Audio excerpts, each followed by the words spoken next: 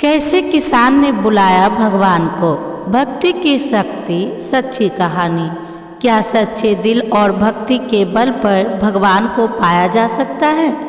भक्त धन्ना जी की प्रेरणादायक कथा हमें यही सिखाती है। एक साधारण किसान जिसने अपनी सरलता और भक्ति से भगवान श्री कृष्ण को अपने घर बुला लिया। आइए जानते हैं इस अद्भुत कहानी को जो हमें ईश्वर में विश्वास और समर्पण की शक्ति दिखाती है। भक्त धन्ना जी का जन्म मुंबई के पास धुआन गांव में एक जाट घराने में हुआ। उनके माता पिता कृषि और पशुपालन करके अपना जीवन यापन करते थे। वह बहुत निर्धन थे। जैसे ही धन्ना बड़ा हुआ उसे भी पशु चराने के काम में लगा दिया। वह प्रतिदिन पशु चराने जाया करता था। गांव के बाहर ही कच्चे तालाब के किनारे एक ठाकुर द्वार था जिसमें बहुत सारी ठाकुरों की मूर्तियां रखी हुई थी। लोग प्रतिदिन वहां आकर माथा टेकते व भेंट अर्पण करते। धन्ना पंडित को ठाकुरों की पूजा करते, स्नान करवाते व घंटियां खड़काते रोज देखता। अल्प बुद्धि का होने के कारण वह समझ ना पाता। एक दिन उसके मन में आया कि देखते हैं कि क्या है। उसने एक दिन पंडित से पूछ ही लिया कि आप मूर्तियों के आगे बैठकर आप क्या करते हो। पंडित ने कहा, ठाकुर की सेवा करते हैं जिनसे कि मनोकामनाएं पूर्ण होती है। धन्ने ने कहा, यह ठाकुर मुझे भी दे दो। उसे छुटकारा पाने के लिए पंडित ने कपड़े में पत्थर लपेट कर दे दिया। घर जाकर धन्ने ने पत्थर को ठाकुर समझकर स्नान कराया और भोग लगाने के लिए कहने लगा। उसने ठाकुर के आगे बहुत मिन्नतें की। धन्ने ने कसम खाई कि यदि ठाकुर जी आप नहीं खाएंगे तो मैं भी भूखा ही रहूँगा। उसका यह प्रण देखकर प्रभु प्रकट हुए तथा रोटी खाई व लस्सी पी।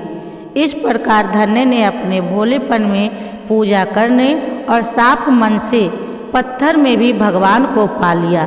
जब धन्ने को लगन लगी उस समय उसके माता पिता बूढ़े हो चुके थे और अकेला नवयुवक था। उसे ख्याल आया कि ठाकुर को पूजा से खुश करके यदि सब कुछ हासिल किया जा सकता है तो उसे अवश्य यह करना होगा जिससे घर की गरीबी चली जाए तथा सुख आए। ऐसा सोचकर ही वह पंडित के पास गया।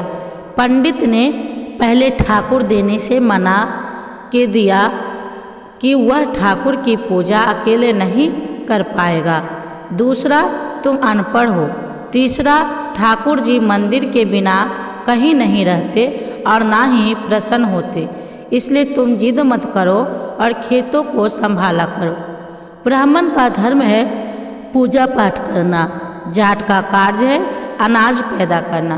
परंतु धन्ना टस से मस न हुआ। अपनी पिटाई के डर से पंडित ने जो शालिग्राम मंदिर में फालतू पड़ा था उठाकर धन्ने को दे दिया और पूजा पाठ की विधि भी बता दी। पूरी रात धन्ने को नींद नहीं आई। वह पूरी रात सोचता रहा कि ठाकुर को कैसे प्रसन्न करेगा और उनसे क्या मांगेगा। सुबह उठकर अपने नहाने के बाद ठाकुर को स्नान कराया। भक्ति भाव से बैठकर लस्सी, रिडकी व रोटी पकाई। उसने प्रार्थना की, हे प्रभु भोग लगाओ। मुझ गरीब के पास रोटी, लस्सी और माखन ही है और कुछ नहीं है। जब और चीज़ें दोगे तब आपके आगे रख दूँगा। वह बैठा ठाकुर जी को देखता रहा। अब पत्थर भोजन कैसे करे। पंडित तो भोग का बहाना लगाकर सारी सामग्री घर ले जाता था, पर भले बालक को इस बात का कहाँ ज्ञान था। वह व्याकुल होकर कहने लगा कि क्या आप जाट के प्रसाद नहीं खाते। दादा तो इतनी देर नहीं लगाते थे। यदि आज आपने प्रसाद ना खाया तो मैं मर जाऊंगा, लेकिन आपके बगैर नहीं खाऊंगा। प्रभु जानते थे कि यह मेरा निर्मल भक्त है, छल कपट नहीं जानता। अब तो प्रकट होना ही पड़ेगा। 1 घंटा और बीतने के बाद धन्ना क्या देखता है कि श्री कृष्ण रूप भगवान जी रोटी मक्खन के साथ खा रहे हैं और लस्सी पी रहे हैं। भोजन खाकर प्रभु बोले, धन्य, जो इच्छा है मांग लो, मैं तुम पर प्रसन्न हूँ। धन्य ने हाथ जोड़कर विनती की, भाव जो तुम्हारी भक्ति करते हैं तो उनके कार्य संवार देता है। मुझे गेहूँ दाल व घी दीजिए, मैं खुश हो जाऊंगा।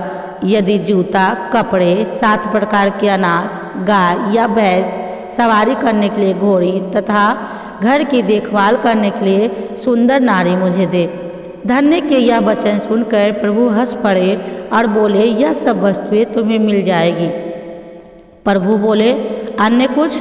प्रभु, मैं जब भी आपको याद करूं, आप दर्शन दीजिए। यदि कोई ज़रूरत हुई तो बताऊंगा। भगवान ने उत्तर दिया, हे प्रभु, धन्ना आज से आपका आजीवन सेवक हुआ। आपके अलावा किसी अन्य का नाम नहीं लूँगा। धन्ना खुशी से दीवाना हो गया। उसकी आंखें बंद हो गई। जब आंखें खोली तो प्रभु वहाँ नहीं थे। वह पत्थर का शालिग्राम वहाँ पड़ा था। उसने बर्तन में बचा हुआ प्रसाद खाया, जिससे उसे 3 लोकों का ज्ञान हो गया। प्रभु के दर्शनों के कुछ दिन पश्चात धन्य के घर सारी खुशियाँ आ गई। एक अच्छे अमीर घर में उसका विवाह हो गया। उसके बिना बोई भूमि पर भी फसल लहलहा गई। उसने जो जो प्रभु से मांगा था उसे सब मिल गया। किसी ने धन्य को कहा, चाहे प्रभु तुम पर प्रसन्न है, तुम्हें फिर भी गुरु धारण करना चाहिए। उसने स्वामी रामानंद जी का नाम बताया। एक दिन अचानक ही रामानंद जी उधर से निकले। भक्त धन्य ने दिल से उनकी खूब सेवा की तथा दीक्षा की मांग की। रामानंद जी ने उनकी विनती स्वीकार कर ली और दीक्षा देकर धन्य को अपना शिष्य बना लिया। धन्ना भगवान के नाम का सुमिरन करने लगा। भक्त धन्ना जी की कहानी हमें यह सिखाती है कि भगवान का सच्चा भक्त वही है जो निर्मल हृदय और सच्ची श्रद्धा से उनकी आराधना करता है। क्या आपने कभी भगवान को इतनी सच्चाई से पुकारा है? हमें कमेंट में बताइए और इस वीडियो को लाइक, चैनल द धार्मिक गुरुजी को सब्सक्राइब और शेयर करना ना भूलें। धन्यवाद।